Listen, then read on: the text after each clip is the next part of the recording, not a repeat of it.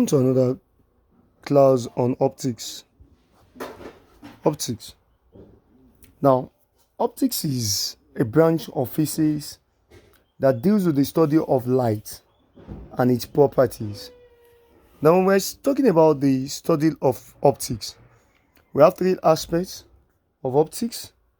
We have the physical optics, we have the geometrical optics, we have the quantum optics. Now, the physical optics studied, or let me say, they study light as waves, whereby the geometrical optics study light as rays, and the quantum optics study light as particles, or let me say, such as particles. Now, these three aspects are the aspects of the world of the optics. Now, the science of light measurement, the science of light measurements is called photometry. Is called photometry. You know, from the word photo. Photo is from the word light, and metry is from metrum, which means measurement. So the photometry is the science of light measurement. Now, under this aspect, we'll be differentiating between luminous objects and non-luminous objects. Luminous objects and non-luminous objects.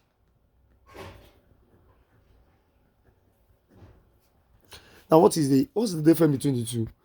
Luminous objects, or I can say luminous source. Luminous objects or luminous source, these are the source that produces their light by themselves.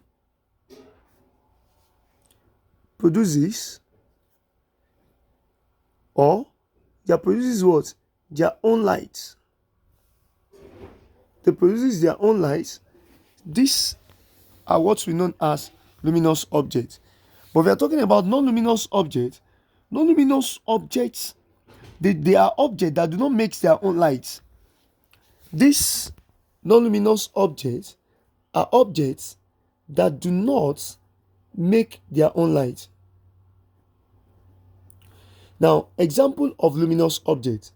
You can have a big example like sun as luminous objects. Yes, you can have flies. Let me say the fireflies. The fireflies, you see them, they fly in the night, most especially in the night. So these are non-luminous objects. These are luminous objects. We can have electric lamp, etc. So these are luminous objects. But we are saying non-luminous objects. These are ones that do not make their own light by themselves. Now, example is something that's most especially those aspects that are not transparent. Or I cannot say they are not transparent, because there are some objects that are not transparent, but they are still what? They are still luminous. But example like paper is not luminous, it's not producing its own light. Like you can have table. Even we can have example like moon, yes, house, etc.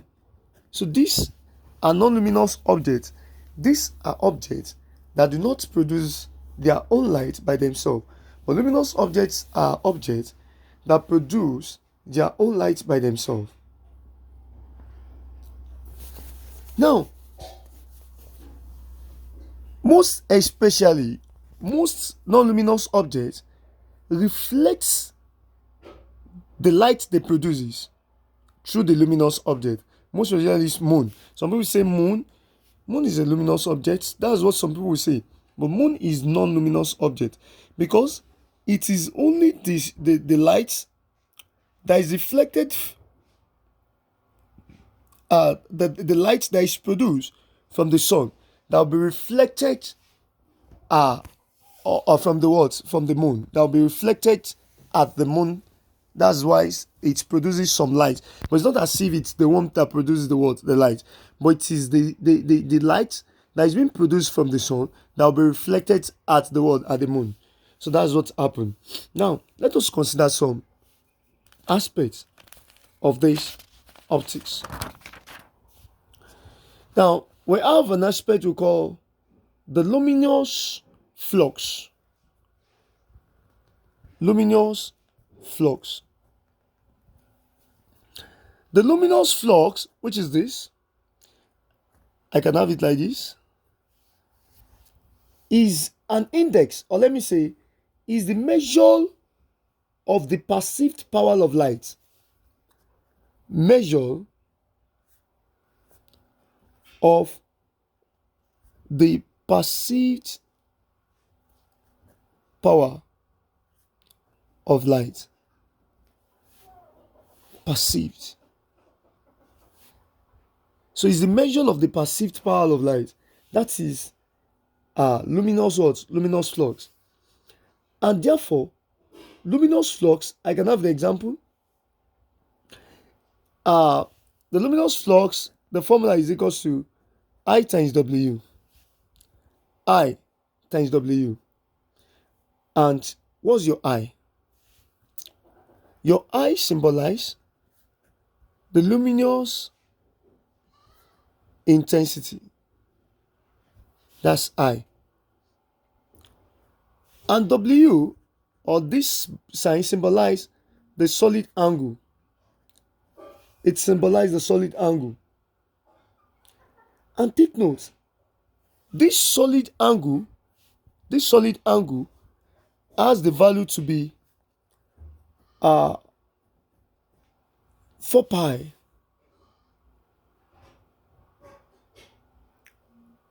It has the value to be 4 pi, or we can even say this W is equals to the area of the curve,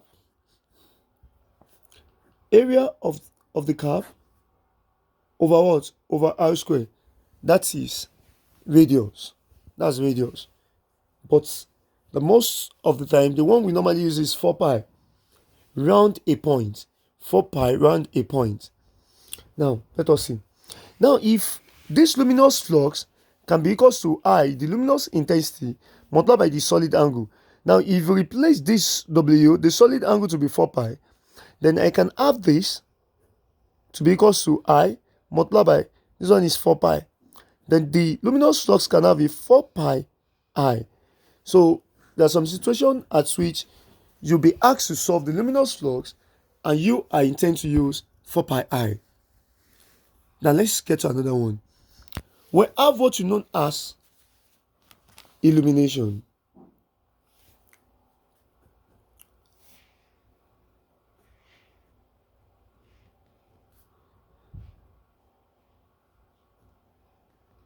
Illumination.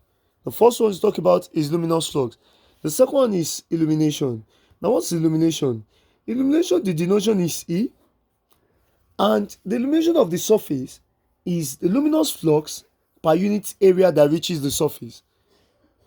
Again, luminous flux per unit area that reaches the surface. So that means illumination is equal to luminous flux all over area. Luminous flux all over area. And what's the symbol for luminous flux? This over area. And that is why illumination is equal to luminous flux over area. And don't forget, this luminous flux has its own unit. Don't forget, the luminous flux is luminous intensity multiplied by the solid angle. This luminous intensity is measured in candela. Don't forget, luminous intensity is measured in candela. And don't forget, the solid angle, it's an angle, so it's a what? It's a constant value. So therefore, we have the luminous flux here. The units for the luminous flux is, we can say, lux, or sometimes we can say what, luxes. Sorry. Uh sorry. The luminous flux is measured in lumen, and that's what the symbol is Lm, lumen. Luminous flux is measured in lumen, but illumination is measured in lux. Don't miss it. Illumination is measured in lux, but luminous flux is measured in what? In lumen. So we can say the illumination is measured in lux or luxes. If it's more than one, it is luxes. So, but luminous flux is measured in what? In lumen, and the symbol is Lm. But illumination is measured in lux, and the symbol is Lx. Lx. And that is why, if illumination is luminous flux over area, and that means the luminous flux here is lumen, and area is what? Meter square. So I can see that this lux, one lux, can be equal to lumen per meter square. It can be equal to lumen per meter square. Now, if you are asked to find the illumination on a surface at maybe a distance r, let me use capital letter, at a distance r, away from an isotropic source of light intensity. Now maybe there's a source of light here and there's a surface here. Now you are going to calculate, this light will be projected at a particular distance, or let me even say at a particular angle, to the wall, to the surface here. Now, whenever you have this happens, that is, whenever there is an illumination of the light on the surface at the distance r, we have a distance away from an isotropic source of light. If this is an isotropic source of light, then we have the illumination E, the formula will now change. The illumination E will now becomes I cos theta over r. I cos theta over r. Now your I still remains the luminous intensity, but there will be theta there because it's perpendicular to the wall, to a particular angle. But when the light is perpendicular incident to a surface, like if there's a light here and the surface you are talking about is under like this, if the light is perpendicular to the to the surface like this, straight up to the surface, then you can know that the surface, the theta, if you say cos 0 now, cos 0 will be 1. So therefore the illumination will not be equal to I over r square. So that's the difference between this and this. But if it is perpendicular to, if it is propagated or illuminated at a particular angle, you are going to use this. But if it is perpendicular, this one is when it is perpendicular, then you are going to use I over over r square. That is under illumination. Now the next one we are going to talk about is luminance. Now what is luminance? Luminance, we can denote it as L.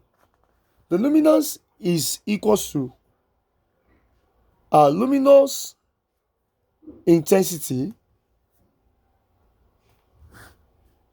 over area.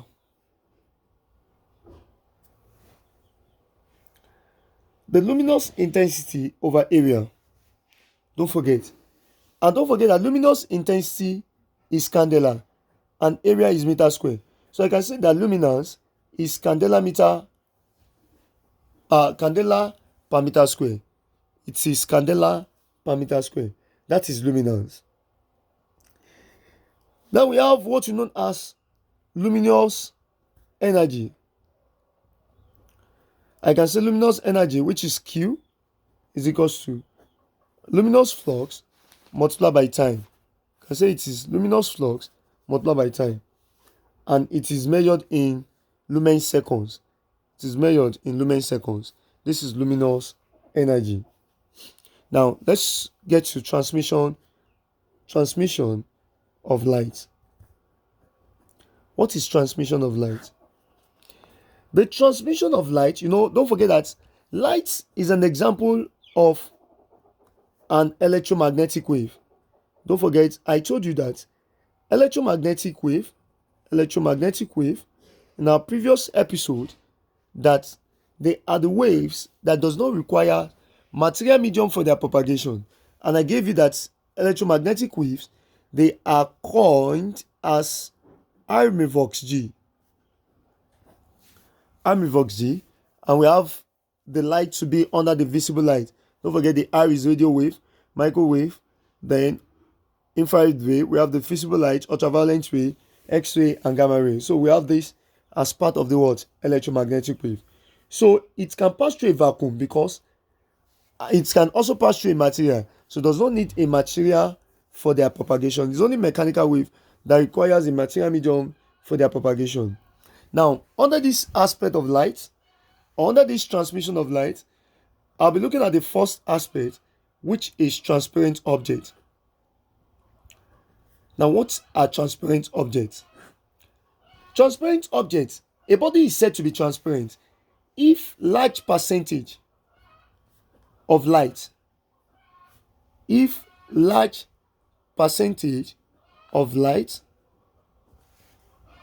falling on the body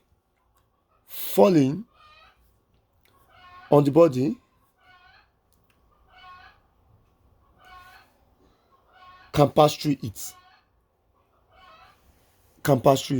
If the large percentage of light falling on the body passes through it. And this is what they mean by what? Transparent object. Now, you can give a lot of example of a transparent object. A nylon is an example of a transparent object because a light can definitely pass through it. Now, next one, light can definitely pass through it. We have what you know as translucent object. Translucent objects, these are objects that do not allow any light, or they only allow small amounts of light to pass through them. That's translucent. Translucent objects allow small amounts of light to pass through them. That's opposite of what? Of transparent objects. Transparent objects allows large percentage of light to pass through them, but translucent objects allows small amount of light to pass through them. The third one, we have opaque objects. Opaque objects. And what are opaque objects? These are objects that do not allow any light to pass through them. They do not allow any light to pass through them.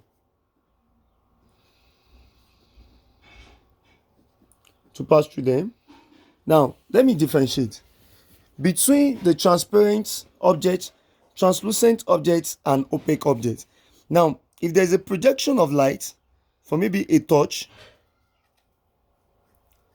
see the quantity of light that is projected.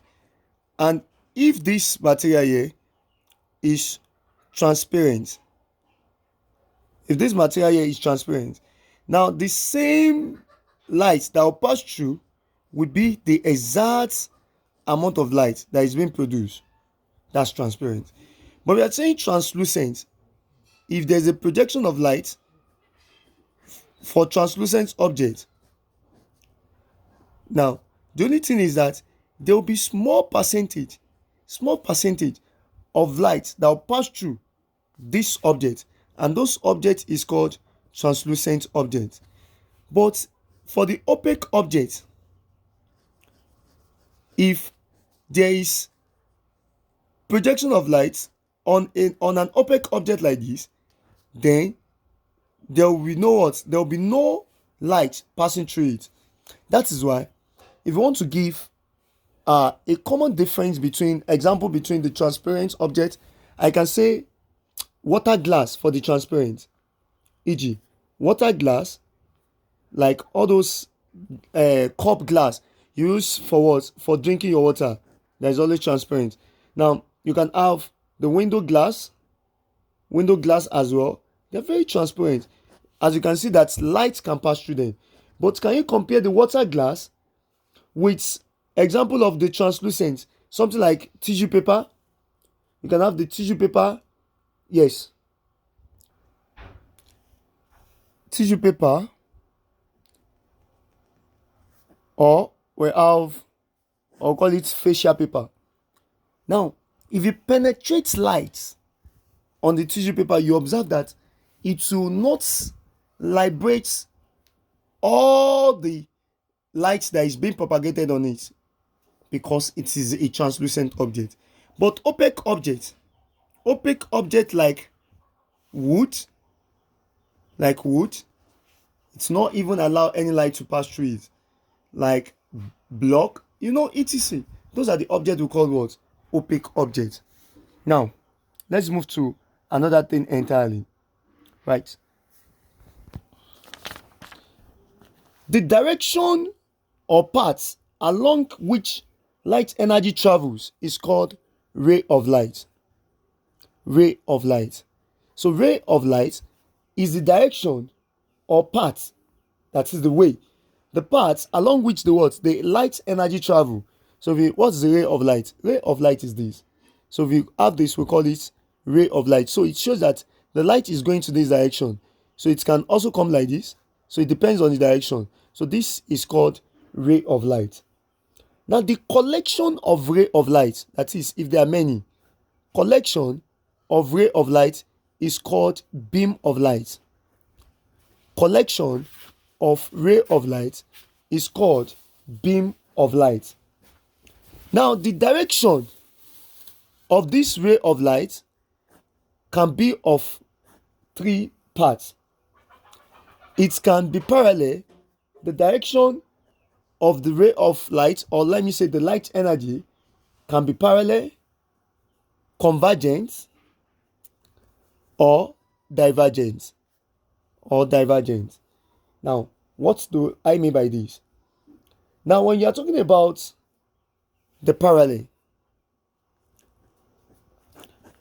means they go like this. So let us talk about the beam of light. Now can you see they are parallel to each other. Now this is the direction of parallel. But if you're saying convergence means they are coming from different sources, but they converge at a particular point. So they are coming from what? From different points. Can you see the direction? So this one means they are going like this. Even the parallel can face like this, but don't forget they are what? On each other. But convergence means they are coming from what? Different sources, but they are meeting at the what? At the particular point. So that means they are what? They are converging. That's why we call them convergent rays. So because they are what? They are converging. And lastly, we talk about what? The divergence. Now what is divergence? Divergence means they are coming from what? From the same source, but they are moving what? This can also be called the scattering of the rays. That means they are going towards to different points. That's what they mean by what? Divergence. So if they say let's diverge, so that means we are splitting our ways. If they say let's converge, that means we are coming to a certain point. So please, this is where we are going to stop for today, or at this episode. Next episode we'll be talking about the eclipse of the sun, or let me even quickly explain the difference between the eclipse of the sun and the eclipse of the moon. Eclipse of the sun and eclipse of the moon. Now first thing you should know is that eclipse of the sun is called solar eclipse, and eclipse of the moon is known as lunar eclipse. Eclipse of the sun is known as solar eclipse, but eclipse of the moon is known as lunar eclipse. Now what is the difference? The difference is that if you are talking about this the eclipse of the sun. Eclipse of the sun is applicable in the sense that you have the sun, moon, and you have the earth. What is this ratio? You observe that it is the moon that is at the middle. So now, if I want to explain the eclipse of the sun, this occur when moon is an opaque object. Don't forget what they mean by opaque object. That means the object that does not allow the transmission of what? Of light. Now, if moon serving as an opaque object, and don't forget that this sun is the source of light. Earth is not producing any light. So this sun is the source of light. Now that shows that, and this moon is in between the two here. So moon is serving as an opaque object here. So that means it's blocking the what? The light coming from the sun to the what? To the earth. So this occur when moon serve as an opaque object, lies between the sun and the what? And the earth. And this is what led to what? Eclipse of the what? Of the sun. What is eclipse of the moon? Eclipse of the moon. This one is very, very simple. This occur when sun, earth, and the moon align during their what? Their movement, with the earth being an opaque object. Don't forget, we can have it to be sun, the earth will now be the earth, the opaque object, and you have the moon. So this time around, it is the what? The earth that is serving as the what? As the opaque object. So when we have the what? The eclipse of the moon, it is the what? The earth that serves as what? As the opaque object. Now the earth will now cast the shadow on the what? On the moon. Whereas the earth will cast the shadow on the moon because the source of this light is from what? Is from the sun. So the sun lights reflect on the earth, and the earth will cast the shadow on the what? On the moon. But yet the sun light reflect on the moon, and moon will reflect on the what? On the earth. Don't forget, and this occur. This is the difference between the eclipse of the sun and eclipse of the what? Of the moon. Let's stop here. In the next class, we'll talk about the reflection of light. Reflection of light. Now, at the comment section, I want you to give me the answer to this. Now, what is the unit? What is the unit of number one? Luminous intensity. What is the unit of luminous intensity? Number two, luminous flux. And number three, illumination. At the comment section, let me have the answer to these three, the units of luminous intensity, luminous flux, and illumination.